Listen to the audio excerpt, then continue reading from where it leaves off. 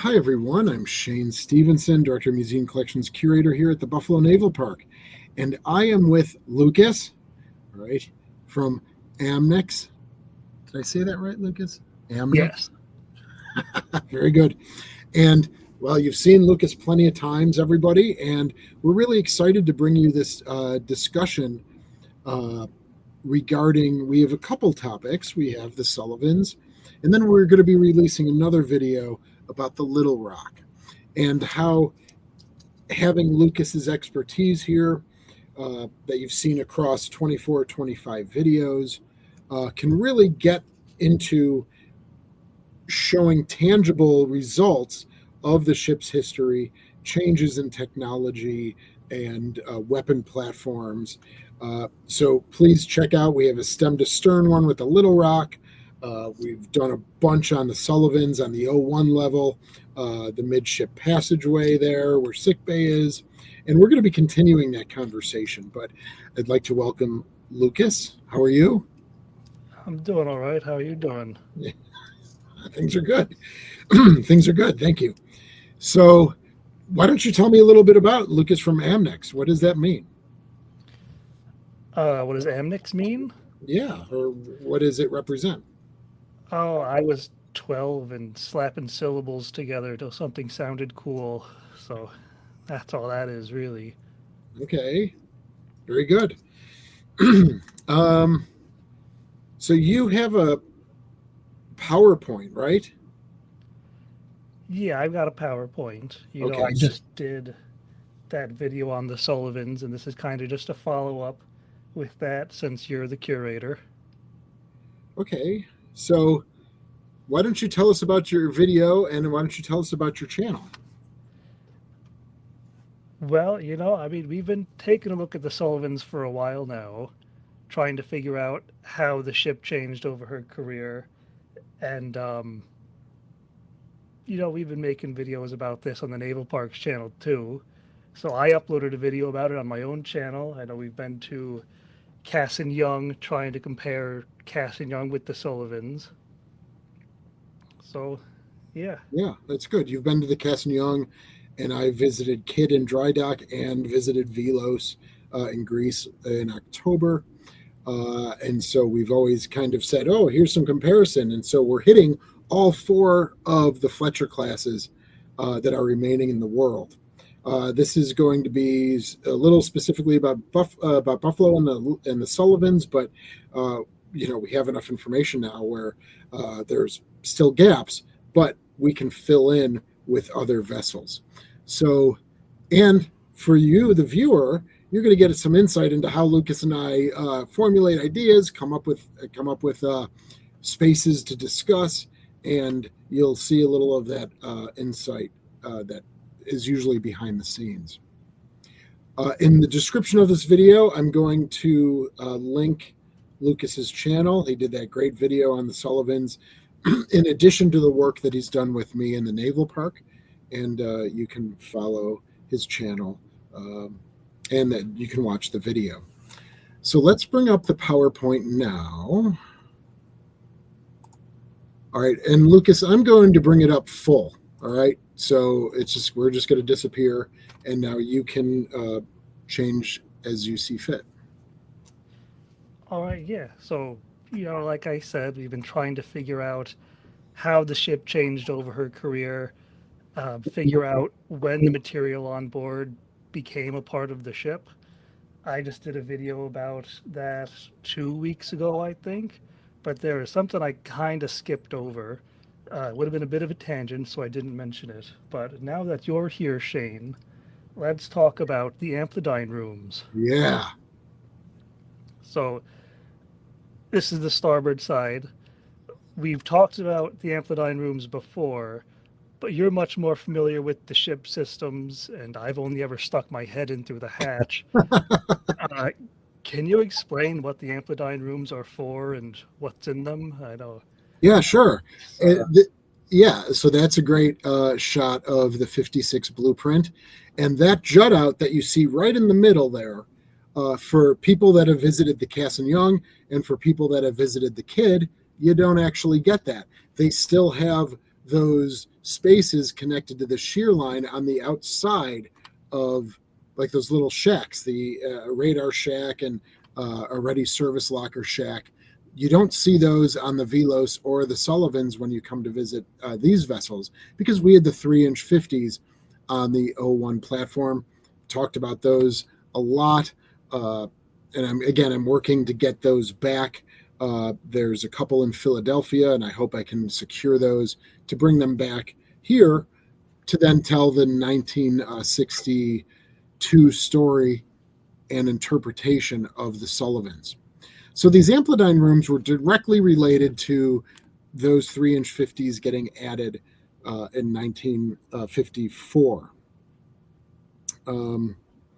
And what an amplidyne room does, it was World War II era, Cold War era technology to amplify a power source. So as you can imagine, if you've compared a Beaufort or a Beaufort mount with a 3-inch 50 mount, you'll see it's much heftier and much more heavy.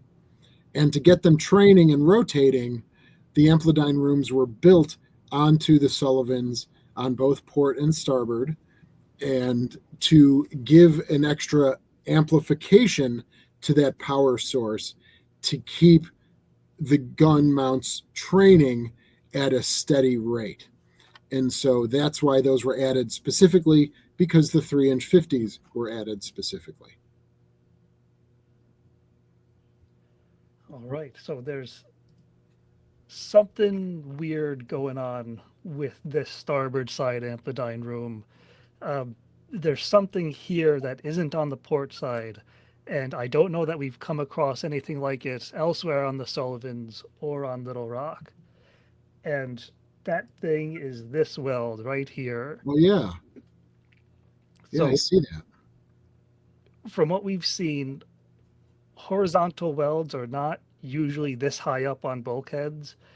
If there is a horizontal weld at all, it's almost always about halfway up the bulkhead, maybe a little more, maybe a little less.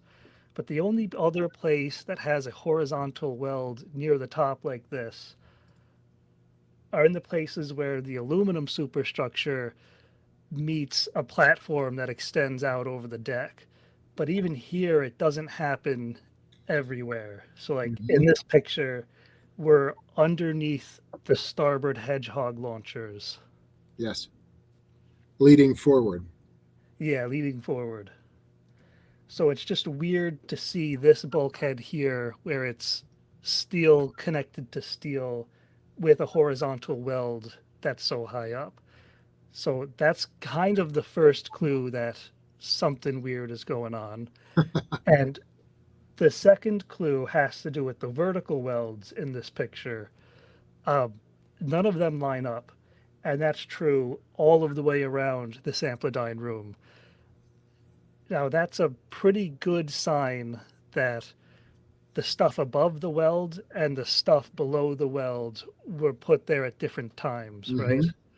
You know, like if someone builds the top part and somebody else builds the bottom part, you wouldn't expect every individual piece to align, because the only thing that really matters is where the two pieces attach. Like as long as you can connect the two, you can do the rest however you'd like. Yeah, so you're not just even, are you just saying, Lucas, that they could have been welded in the same ship's maintenance period, but by different people, or it's even across different times? It could be both. I It could be both. don't really know. This could have happened, minutes apart or years. Yeah. But But this we is see very clearly, based on your red lines, that they don't match up above the weld line, the horizontal weld line, and below it. yeah, Yeah. so this could mean a couple of things. Either the bottom part was there first, and then they attached the top part with the platform overhead after the fact, or they might have installed the platform and then built the room underneath it, although I kind of don't think that's very likely.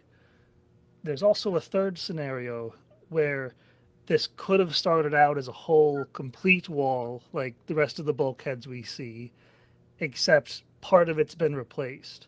And I kind of think that's what's going on here. Yeah, because typically in a shipyard, you'd have to build a support system before you build the platform above it, right? Yeah, So you'd have to build this space first before you build the platform, and that. But then what you're saying is that that's probably what happened. But then they needed to replace something, and so they needed to cut that horizontal piece that you see there very clearly at a later date after this has already been built. yeah, Yeah, that's and what you're saying? yeah, and I think that the lower part is part of a replacement, Yes, right? So you see yes, how it kind of jogs down here on the left. yes. Yeah, So that it was doesn't. all built as one system for a time, and then they said, "Oh, we need to cut into it and replace it for some reason." Yeah, I think that's what's happening here because Yeah. this jog doesn't happen on the forward side, Yes. and that is also unusual. So what it's looking like here is that there's something here that they're cutting around, like something that's already there, right? Yes. And we do have that. So let's take a look. I'll take this PowerPoint down and I will add this. And now this is a photograph that I took inside the amplidyne room. And lo and behold, you see this huge rectangular wireway box, for lack of a better phrase. You see all the wires pass throughs. And the interesting thing when Lucas and I were talking about this was I stepped halfway in and out of that space, right where the door is, and the bottom of this wireway cable box, electrical box, to transfer the wires, more than likely up through the deck, lines up perfectly with that cutout where it jogs down and over. It lines perfectly with the bottom of this box. So yeah, what I think you're seeing is they didn't want to remove that and they cut around it. Now it comes from the right and goes up and goes to the left, where in Lucas's photo it's from the outside, so it's just a mirror image reversed. But you can see that that's perfectly aligned with that weld, that lower horizontal weld, before it then goes vertical again and then horizontal. Now, why would they, if they've built an amplidyne room already, in the 1950s, why would they need to cut into it in with that strange horizontal and vertical weld? So there could be a couple of reasons, but the Navy works in mysterious ways. Mm-hmm. I think what's most likely is there's something in there that just doesn't fit through the hatch, so they Yes. have to cut around it. Mm-hmm. And I guess they just decided to replace the entire bulkhead. Yes. And now, if we take a look here on the next slide, you you see very clearly this huge generator. You can see its mount. It's got the shock mounts right there. And then you also have this power supply panel. And I know it's a little weird. It's vertical now, but that I couldn't even. It's the space is so small I couldn't even get in front of it and get the full length of it. But that is a pretty hefty power power supply box, and I can see either one of these, that or that, the generator itself, not being able to fit through that door. So we have this cutout that aligns perfectly with this cableway electrical box for the wires and the cables. Maybe they want to replace either the generator or this panel, and they can't fit it through the door, so they just create their own door, which is a wide open space. And so let's go back now. And now you can see that clearly. Lucas, you can take over and you can see that pretty clearly. Yeah, so that's kind of our first impressions of what we're looking at here. Still can't quite explain why it's only on this side and not the other. But yeah, it would be really nice if we had pictures of this work going on. Yeah, the only pictures that we have from a dry dock was after her decommissioning in March of '65. That's in our collections. That doesn't mean that there's not a series of photos taken of the work during the 50s, 60s, and the 50s and early 60s of other times in ship's maintenance period. But what you're saying is this room is mimicked on the port side, but that jagged way. Could you bring up the red again? The slide with the red here. There we go. Oh, yeah, there we go. So if you look in the upper left, that cableway box fits perfectly into that, what becomes a full rectangle if you just slide it right in. But that's not mimicked on the port side amplidyne room. So maybe there was a serious casualty that they took or something like that on the starboard side, and they to get with that power supply box or the generator itself, and they just needed to cut the whole darn thing right out to get it mounted and placed.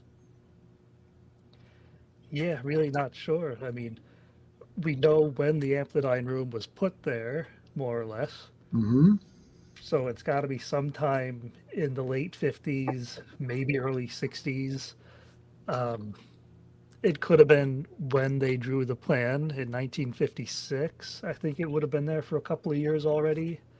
Um, just not really sure when they would have done this, but I'm pretty sure the stuff above the line is older than the stuff below the line. Yeah. Yeah, that would, because at some point you would be looking at an amplidyne room without the welds, and then they say, "Oh no, we got to get in there," and they just cut it. Yeah, that's interesting. And so this is one of the benefits of having someone like Lucas working with me, and I can't thank him enough for coming to Buffalo plenty of times and filming a bunch of videos, even into the night, early morning, because these are not things that these are things that I'm not trained to do. And I'll walk by this weld all day long, but I won't go down the rabbit hole because I don't have the training. And so that's why it's so good to have Lucas here to be able to help decipher this. And so, yes, this gives us a little added story to the ship's service. Can we find out that information? Yes, we could. It would just take a while. But there's got to be records out there that show why this weld is here in such a jagged way. And again, for all of the others, areas on the Sullivans that Lucas and I have visited, and then him with the Cass and Young and me with the kid in the Velos, that signifies, that shows the ship's service history in welds tangibly right in front of us. What else do we have here, Lucas? I mean, that's it, really. We've talked a lot about the midship passage and how these amplidyne rooms kind of ruined everything in there. They had to rearrange everything. Yeah. But yeah, this was the big mystery that we haven't quite solved yet. Yeah, and I'm glad we can bring it to I'm glad we can bring it to our viewers. So again, for in the description, I'll include the link to Lucas's video that he specifically did about the Sullivans. It's really well done. And then I can link to some of our videos that we did jointly here at the Buffalo Naval Park. But for now, this was another little mystery that I'm really glad that Lucas, and you've really been using a lot of the virtual tours that we've made available to the public, where you go from circle to circle. Now, this is a photo that you probably took when you were here, when the weather was nice, so to speak. Right. This is a photo I took while I was here. This is a photo from the virtual tour. Oh, that's a photo from the virtual. Oh, yeah, you can see the circle in the lower left-hand corner. So we do have virtual tours that we had made in 2021. And what's really interesting, if you're really interested in the Sullivans, so the virtual tour goes down below before the ship sunk in April of 2022. So you can get a view of what the ship looked like before we had 950,000 gallons of water on board. and part of that tour route and things like that. So thanks again to Lucas, and hope you enjoyed the video. Please like it, subscribe, ring the bell. Go visit Lucas's channel as well. Again, it will be in the description, and start to follow the good work that he does. And thanks so much. Appreciate your support.